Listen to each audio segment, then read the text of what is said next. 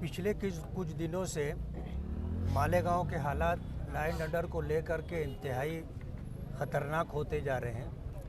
माजी में भी बार बार फायरिंग होती रही, लेकिन फायरिंग करने वाले जो असल आरोपी हैं डिपार्टमेंट ने उनको अरेस्ट नहीं किया।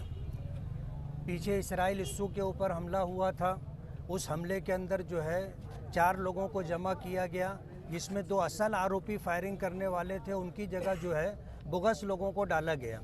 ये डिपार्टमेंट की मिली भगत से हो रहा है। अगर पुलिस डिपार्टमेंट इस तरह की छूट न देती और इस तरह की जो सूरत हाल मालेगांव में बनती जा रही है कि हर 2-4 महीने के ऊपर फायरिंग होती है और फायरिंग करने वाला गिरफ्तार नहीं होता, लॉ एंड ऑर्डर के जिम्मेदारान क्या सो रहे हैं कि ये जंगल राज है।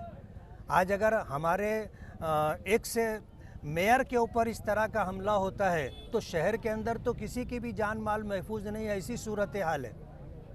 आज इस वक्त अब्दुल मालिक मेयर के ऊपर जो हमला हुआ है, ये तो बहुत करीब से फायरिंग की गई और फायरिंग करने वाले इतने बेखौफ थे कि उन्होंने किसी तरह का कोई चेहरा वगैरह छुपाया नहीं, बल्कि डायरेक्ट आकर के 5-7 फीट के फासले से उन्होंने जो है फायरिंग की और 3 फायरिंग की, एक हाथ में लगी और एक पैर में लगी और एक जो है पसली में गोली लगी है। हालत अच्छी नहीं है। इन हालात के अंदर पुलिस डिपार्टमेंट यहाँ हॉस्पिटल में आकर के गर्दी किए हुए था। पुलिस डिपार्टमेंट की जिम्मेदारी ये थी कि वो बजाय हॉस्पिटल छोड़ करके आरोपियों को तलाश करना, उनको गिरफ्तार करने का काम करना चाहिए था। सारे जिम्मेदारान यहीं जमा थे और जो असल आरोपी है वो शहर के अंदर कहाँ है, शहर से निकल गए हैं, पुलिस डिपार्टमेंट उनको जाने का मौका दे रही है, ऐसा दिख करके आ रहा है। जो असल जिम्मेदारान है हॉस्पिटल में रह करके, क्या वो डॉक्टर हैं जो यहाँ आकर के वो काम कर रहे हैं? जो एक जिम्मेदार था, बाकी लोगों को अपने काम से लगना था और पूरे शहर की नाकाबंदी करके ऐसे लोगों को गिरफ्तार करने की कोशिश करनी चाहिए थी। मालेगांव शहर के अंदर इस तरह की जो सूरत हाल हो रही है, हम डिपार्टमेंट से इंतहाई नाराज़ हैं और उनके लॉ एंड ऑर्डर के ऊपर गिरफ्त कमज़ोर होने की वजह से हम उसका निषेध करते हैं और मजम्मत करते हैं। इस तरह की सूरत हाल ऐसा हो गए जैसे मालेगांव में जंगल राज है, किसी की जान, किसी का माल, इज्जत व आबरू महफूज नहीं है। इस तरह की सूरत हाल बनती जा रही है और जो लोग गुनहगार हैं, बेखौफ हैं, उनको किसी तरह का डर और खौफ नहीं है। ये सूरत हाल है। आने वाले दिनों के अंदर हम होम मिनिस्ट्री में भी बात करेंगे, असम्बली होगी, उसमें भी इस तरह ये आवाज़ हम उठाएंगे कि मालेगांव के अंदर पुलिस डिपार्टमेंट की गिरफ्त बहुत कमज़ोर हो गई है और इस तरह गुनहगारों के हौसले बहुत ज़्यादा बढ़ गए, जिसकी वजह से इस तरह की सूरत हाल है। आगरा रोड के ऊपर अगर फायरिंग होती है तो शहर के जो अंदरूनी इलाके हैं और किनारे का जो एरिया है, वो वहाँ के रहने वाले तो अपने आप को इंतहाई गैर महफूज समझेंगे।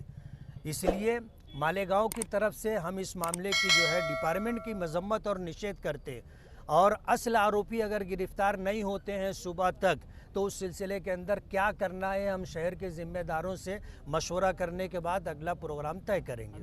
अभी डॉक्टरों से क्या बात हुई आपकी? ये सियासी रंजिश है या फिर अभी तो सूरत हाल क्या है, यानी इंक्वायरी के बाद ही समझ में आएगी, लेकिन पिछले चंद दिनों से जिस तरह की आपस में जो है टॉकिंग हो रही थी, एक दूसरे से बातचीत हो रही थी, एक दूसरे के ख़िलाफ़ बोला जा रहा था, तो उससे ये साफ जाहिर होता है कि ये पॉलिटिकल और सियासी मसला है और इसी मामले में उसको टारगेट किया गया है। कहाँ ले गए?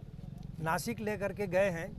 3 गोली लगी है, एक पसली में लगी है और एक जो है पैर में है। पैर 3 जगह से हड्डी फ्रैक्चर हो गई है और गोली जो है जोड़ के पास आकर के अटकी हुई है। एक गोली अंदर पसली के अंदर जा कर के अटकी हुई है और एक जो है यहाँ हाथ में लगने के बाद वो पास हो गई है। डॉक्टरों से कुछ बातचीत तो आपकी हुई? डॉक्टरों से तो नहीं बात हुई, लेकिन जो लोग